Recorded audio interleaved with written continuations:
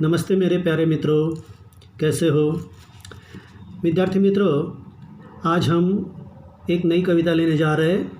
आप सामने देख सकते हैं स्क्रीन पर हिंदी लोक भारती 10वीं कक्षा दूसरी इकाई चौथा पाठ छापा। हालांकि ये हास्य व्यंग्य कविता है। आपने ये शब्द सुना होगा, इनकम टैक्स रेड, उसे ही हिंदी में छापा कहते हैं। जिन लोगों के पास काला पैसा होता है, काला धन होता है, ब्लैक मनी होता है, ऐसे लोगों के घर ये सामने आप देख सकते हैं। ये इनकम टैक्स विभाग के अधिकारी अचानक धावा बोल देते हैं और वहाँ जाकर उनके घर की तलाशी लेते हैं और जो गलत तरीके से कमाया हुआ धन है वो अपने कब्ज़े में ले लेते हैं और उसके बाद उस व्यक्ति को दंड या सज़ा दी जाती है। तो इस विषय पर आधारित आज हम ये कविता देखने वाले हैं। लेकिन इस कविता में एक ख़ास बात ऐसी है कि यहाँ पर जो छापा पड़ा हुआ है वो किसी अमीर के घर नहीं पड़ा हुआ है, बल्कि किसी गलत सूचना के कारण एक सीधे साधे, एक गरीब और अभावग्रस्त लेखक या कथाकार के घर पड़ा है। अब देखिए, छापा मारने वाले वहाँ पर आए तो वे और लेखक, इनके बीच किस प्रकार के संवाद हुए। अधिकारी जो पूछते जा रहे, लेखक उसका एक अलग अर्थ निकालकर, क्योंकि आखिर वो लेखक है, प्रतिभाशाली लेखक होने के नाते वो उस शब्द का अलग अर्थ निकालकर अपने जवाब दे रहे। आइए देखते हैं, ये जो है छापा कविता, इसके कथाकार हैं ओम प्रकाश आदित्य। यहाँ पर उनका परिचय दिया हुआ है। हास्य व्यंग्य कथाओं में ये काफ़ी अग्रणी थे, हास्य व्यंग्य के पुरोधा थे। मतलब बहुत ही पहुँचे हुए और जैसे सबके मास्टर हो, सबके पुरोहित हो, इस प्रकार की वो शख्सियत थे। इनकी प्रमुख कृतियाँ भी आप देख सकते हैं। पद्य संबंधी में हम देखेंगे, प्रस्तुत हास्य व्यंग्य कविता में कवि ने आयकर विभाग के छापे के माध्यम से आम आदमी की आर्थिक स्थिति, छापा मारने वालों की कार्यप्रणाली मतलब एक पद्धति, काम करने का तरीका, इसे दर्शाया है। कवि द्वारा किया गया छापे का वर्णन व्यंग्यात्मक हास्य उत्पन्न करता है। हास्य व्यंग्य मतलब जिसमें हास्य भी पैदा होता है और हंसते हंसाते सच्चाई पर प्रहार भी किया जाता है, उसे व्यंग्य कहते हैं। तो देखिए, हम शुरुआत करते हैं। मेरे घर छापा पड़ा, छोटा नहीं बहुत बड़ा।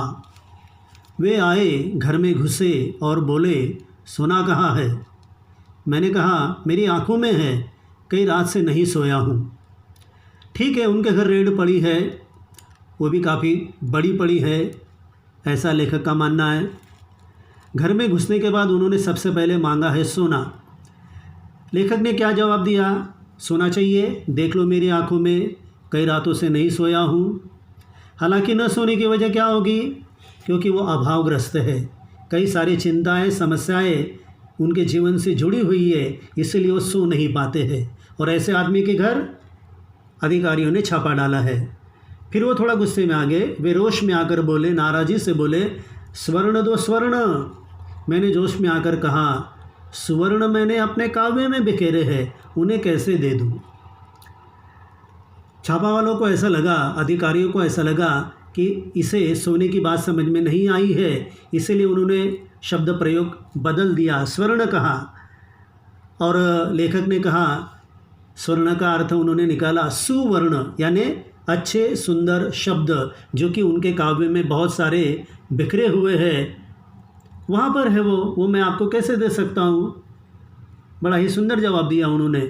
उसके बाद अधिकारी थोड़े चिढ़ गए, झुंझलाकर बोले, यानी चिढ़कर बोले, तुम समझे नहीं। थोड़े नाराज़ भी हो गए, यानी हम जो कहना चाहते हैं आप क्यों नहीं समझ रहे, इसलिए वो चिढ़ गए। हमें तुम्हारा अनधिकृत रूप से अर्जित धन चाहिए। तुम्हारा जिस धन पर बिल्कुल अधिकार नहीं है, और गलत तरीके से तुमने जो कमाया हुआ धन है, प्राप्त किया हुआ धन है, अर्जित धन यानी प्राप्त किया हुआ धन, वो हमें चाहिए, जल्दी से हमारे हवाले करो। लेखक ने मुस्कुराकर बोला, अर्थ मेरी नई कविताओं में है, तुम्हें मिल जाए तो ढूंढ लो, क्योंकि आखिर मैं एक लेखक हूँ, जो भी लिखता हूँ उसमें कोई अर्थ होता है।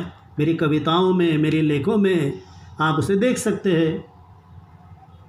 और अधिकारियों को ऐसा लगा कि यहाँ कहीं हमारा मजाक तो नहीं उड़ाया जा रहा है। फिर वो कड़क कर बोले, यानी और ज़्यादा तेज़ स्वर में बोले, चांदी कहाँ है?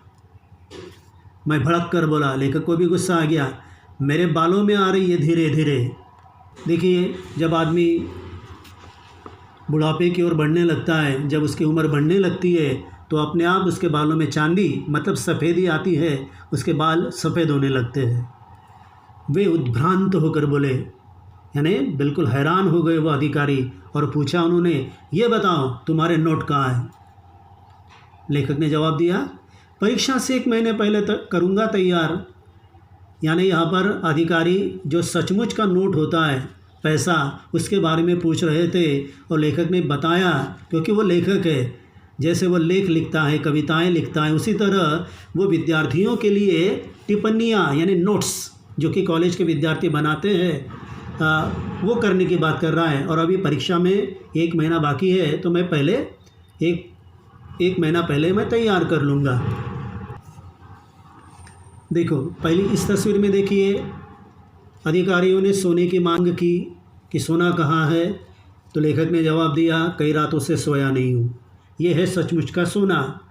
और जहाँ पर वाकई में किसी अनधिकृत, जहाँ पर सोना कमाया जाता है या धन कमाया जाता है, ऐसे व्यक्ति के बारे में जब पता चलता है इनकम टैक्स विभाग को, तो कभी कभी वहाँ पर ऐसी सोने की ईंटें भी पाई जाती है।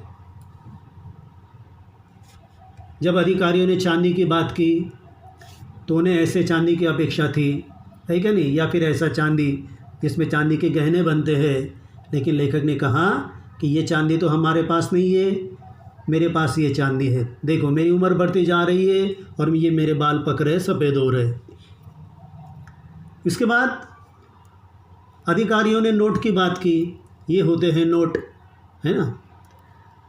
लेकिन ये देखिए, जहाँ सचमुच छापा डाला जाता है, वहाँ पर ऐसे नोट भी पाए जाते हैं, यदि उसके पास हो तो। लेकिन यहाँ पर तो ना तो ये नोट है, ना तो ये चांदी है, और ना ही ये सोना है। ठीक है, अब हम आगे बढ़ते हैं। वे गरज कर बोले, हमारा मतलब आपकी मुद्रा से है। फिर भी उनके मन में वही विचार है, मुद्रा यानी चलन या पैसा या धन। मैं लरज कर बोला। अब लेखक यहाँ पर थोड़ा भयभीत हो गया है, उसके स्वर में कंपन है। मैं लरज कर बोला, मुद्राएं आप मेरे मुख पर देख लीजिए, यानी आप जैसे जैसे मुझे सवाल पूछते जा रहे हैं, देखो मेरे चेहरे पर आने वाले हाव भाव आप देख सकते हैं। फिर वे खड़े होकर कुछ सोचने लगे। फिर वो शयन कक्ष में घुस गए, यानी बेडरूम में, और फटे हुए तकिए की रुई नोचने लगे। उन्होंने वहाँ देखा जो तकिए थे वो भी फटे हुए थे, और उसमें जो कपास भरी हुई होती है उसमें हाथ डालकर वो नोचने लगे, जैसे उन पर पागलपन सवार हो गया। उसके बाद उन्होंने टूटी अलमारी को खोला कि हो सकता है कि वहाँ धन हो। उसके बाद रसोई की खाली पीपियों को टटोला। अब रसोई में बहुत सारी खाली पीपियाँ थी, उसमें भी अनाज नहीं था। देखो विद्यार्थी मित्रों, वो लेखक कितना अभावग्रस्त है, कितना गरीब है कि उसके घर में अपना पेट भरने के लिए जितना अनाज चाहिए उतना भी अनाज उसके पास नहीं है। वो पीपियाँ भी उन्होंने टटोली, यानी वो लोहे के डिब्बे होते हैं वो भी टटोले, कुछ नहीं मिला।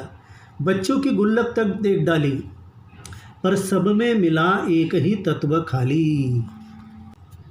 देखो, ये आप देख सकते हैं, इनकम टैक्स अधिकारियों ने धन के लिए निम्नांकित शब्दों का प्रयोग किया। सबसे पहले सोना, उसके बाद स्वर्ण, उसके बाद अर्थ, फिर चांदी, फिर नोट, और फिर मुद्रा। इन सबका ये शब्द भले ही अलग अलग हो, लेकिन सबका अर्थ एक ही है, वो है संपत्ति, धन, पैसा। अब देखिए, जैसा कि मैंने बताया शयन कक्ष में घुसने के बाद उन्होंने वहाँ के तकियों को नोचना शुरू कर दिया। फिर जो अलमारी थी वो भी टूटी फूटी थी, उसमें भी देखा उन्होंने, वहाँ पर भी कुछ नहीं मिला। उसके बाद ऐसे पुराने से डिब्बे वगैरह थे, खाली पीपियाँ थी, वो भी उन्होंने देख डाली, वहाँ पर भी कुछ नहीं मिला। लेखक के परिवार में जो कोई छोटा बच्चा होगा उसने एक गुल्लक बाज़ार से खरीद कर बचत की दृष्टि से पैसा इकट्ठा कर रहा है, एक एक सिक्का डालकर। अधिकारियों ने उसे भी अच्छी तरह से देख डाला, पर सब में मिला एक ही तत्व, खाली। इसका मतलब लेखक के जीवन का जो संसार है वो पूरा खाली है, उसमें कुछ भी नहीं है। कनस्तरों को मटकों को ढूंढा, सब में मिला शून्य ब्रह्मांड। देख कर मेरे घर में ऐसा अरण्य कांड, उनका खिला हुआ चेहरा मुरझा गया। और उन्होंने क्या देखा? कनस्तरों को देखा, यानी जो टीन के चौखुटे वाले डिब्बे होते हैं वो तक उन्होंने देखे। मटकों को ढूंढा, लेकिन सब में मिला शून्य ब्रह्मांड, यानी बिल्कुल खाली संसार है लेखक का। और देखकर मेरे घर में ऐसा अरण्य कांड का मतलब होता है सारा बिखरा हुआ संसार, अस्त व्यस्त संसार जिसमें सुख नहीं, चैन नहीं। और ये सब कुछ देखने के बाद उनका खिला हुआ चेहरा मुरझा गया, यानी वो उदास हो गए और उन्हें इस बात का एहसास हुआ। देखो क्या एहसास हुआ। और उनके बीच सूची हृदय में रौद्र की जगह करुण रस समा गया। अब तक वो अधिकारी बड़े गुस्से में लग रहे थे। गुस्से को एक शब्द होता है जो 9 रस माने जाते हैं, उनमें रौद्र रस भी होता है, क्रोध। अब इस क्रोध की जगह पर करुण रस दिखाई देने लगा, यानी अब उन्हें लेखक पर दया भाव उत्पन्न हो गया। वे बोले, क्षमा कीजिए, हमें किसी ने गलत सूचना दे दी। अपनी असफलता पर वे मन ही मन पछताने लगे, सिर झुकाकर वापस जाने लगे। वो अपने आप पर शर्मिंदा हो गए कि हम गलत सूचना पाकर गलत आदमी के घर आ गए। ये आदमी तो पहले ही गरीब है और हम यहाँ पर धन ढूंढने के लिए आ गए। लेकिन उसी वक्त देखिए लेखक ने उन्हें पुकारा। मैंने उन्हें रोक कर कहा, ठहरिए, सिर मत धुनिए, मेरी एक बात सुनिए। लेखक ने भी उनसे कुछ कहना चाहा। लेखक ने देखा कि ये पश्चाताप कर रहे, अपना दुख प्रकट कर रहे। देखो, इनकम टैक्स अधिकारियों ने लेखक के घर में कहाँ कहाँ धन ढूंढने की कोशिश की। तो देखो, फटे तकिए, टूटी अलमारी, रसोई की खाली पीपियाँ, बच्चों की गुल्लक, कनस्तर और मटके, इन सब के चित्र मैंने अभी अभी आपको दिखाए। तो लेखक ने उन जाने वाले अधिकारियों को कहा कि मेरे घर से अधिक धन होता तो आप ले जाते। बिल्कुल सीधी सी बात है। मेरे घर में अगर जैसे आप सोच के आए थे, अगर अतिरिक्त धन अगर आपको दिखाई देता तो आप उसे कब्ज़े में ले लेते और ले जाते। अब जब मेरे घर में बिल्कुल धन नहीं है, देख लिया आपने, साबित हो गया है, तो आप मुझे कुछ देकर क्यों नहीं जाते? जिनके घर में सोने चांदी के पलंग और सोफे हैं उन्हें आप निकलवा लेते हैं। आखिर वो आपकी ड्यूटी है, आपका काम है, आपका फ़र्ज़ है क्या नहीं? तनख्वाह ही आप उस काम के लेते हैं कि जिनके पास सोने के पलंग। और विद्यार्थी मित्रों, ये मैं आपको बात बताना चाहूँगा, आज तक ऐसे कई लोगों का भांडा फूटा है जिनके बारे में सरकार को खबर लगी या इनकम टैक्स विभाग को खबर लगी, वो वहाँ पर गए तो ऐसा पाया गया कि जो पलंग होता है, पलंग में जो गद्दी होती है, तो गद्दी को भी चीर कर वहाँ पर नोटों की गड्डियाँ मिली है। सोफे में भी नोटों की गड्डियाँ मिली है। तो इसी दृष्टि से लेकर कह रहे हैं कि उन्हें तो आप निकलवा लेते हैं, बहुत अच्छी बात है, निकलवा लीजिए, काम है आपका। पर जिनके घर में बैठने को कुछ भी नहीं, जैसे मेरा घर, उनके यहाँ कम से कम एक तख्त तो डलवा दीजिए। क्योंकि आपने देखा है, मैं गरीब हूँ, मैं निर्धन हूँ, मेरे घर में एक पलंग तक नहीं है, एक लकड़ी का तख्ता तक नहीं है।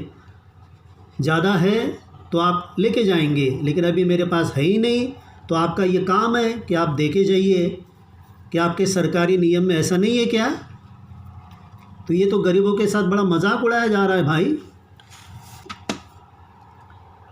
इस कविता में हमने देखा कि ये जो इनकम टैक्स के अधिकारी होते हैं, जब किसी आम आदमी के घर जाएंगे, किसी ने अगर उन्हें गलत सूचना दे दी, वहाँ पर अगर वो जाएंगे तो उन्हें भला क्या मिलने वाला है। तो सरकार ने तो सबसे पहले ये जो आम आदमी है, ये जो गरीब आदमी है, इनकी समस्याओं की तरफ ध्यान देना चाहिए। उनकी जो मूलभूत आवश्यकता है, रोटी, कपड़ा और मकान, वो उन्हें मिलती है या नहीं मिलती है, वो मुहैया करवानी चाहिए। और सचमुच जो अमीर है या फिर जो काला बाजारी करने वाला है, कोई व्यापारी है जिसने गलत तरीके से धन कमाया है, उसके घर जाकर छापा डालना चाहिए और आम आदमी के साथ अच्छा व्यवहार करना चाहिए। विद्यार्थी मित्रों, मैं आपसे अपेक्षा करूंगा कि ये हास्य व्यंग्य कविता छापा ज़रूर आपके समझ में आई होंगी। अब आप इसका स्वाध्याय लिख सकते हैं। धन्यवाद।